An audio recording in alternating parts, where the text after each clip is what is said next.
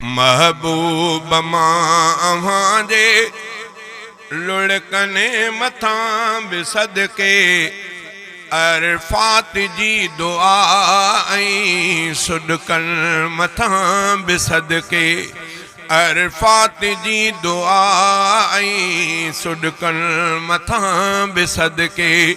महबूब मां जे लुड़कने मथां बि सदके अरफात जी दुआ ऐं सुडकन मथां बि सदके चेहरे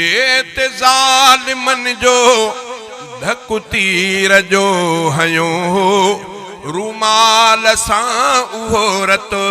हज़रत अली उगियो चेहरे ते ज़ालिमन जो धकु तीर जो हयो रूमाल सां उहो रत हज़रत अली उगियो मैदान उहद जे तिन ज़ख्मन मथां बि सदके मैदान उहद जे तिन ज़ख्मन मथां बि सदके अरफात जी दुआ ऐं सुडकन मथां बि सदके बीठा हुयो रखी जो हमज़ा जो लाश आॾो बीठा हुयो रखी जो हमज़ा जो लाश आॾो इन दुख जो थियो त हूंदो फलकन मथां पड़ाडो बीठा हुयो रखी जो हमज़ा जो लाश आॾो इन दुख जो थियो त हूंदो फलकन मथां पड़ाडो सिर साहु मुंहिंजो एडन सदमन मथां बि सदके सिर साहु मुंहिंजो एडन सदमन मथां बि सदके अरफात जी दुआ ऐं सुडकन मथां बि सदके महबूब मां जे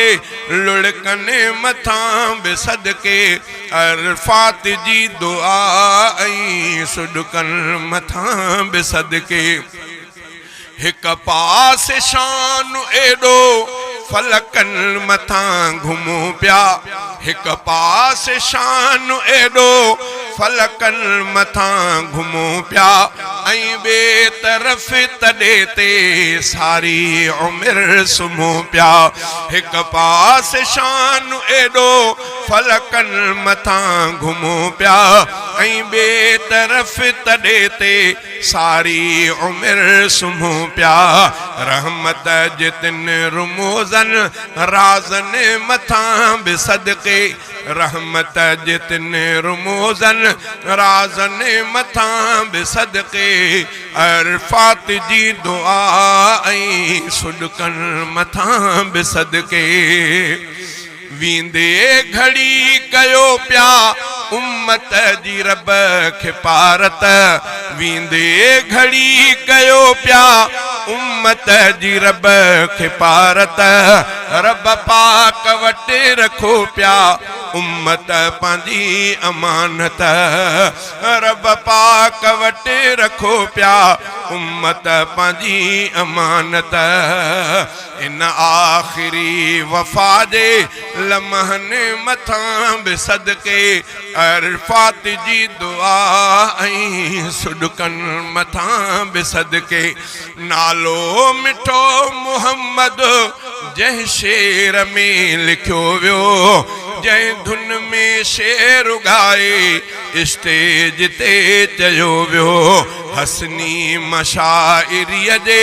इन फन मथां बि सदके हसनी मशाइरीअ जे इन फन मथां बि सदके अरफात जी दुआ ऐं सुडकन मथां बि सदके महबूब मां जे लुड़कन मथां बि सदके अरफात जी दुआ ऐं सुडकन मथां बि सदके।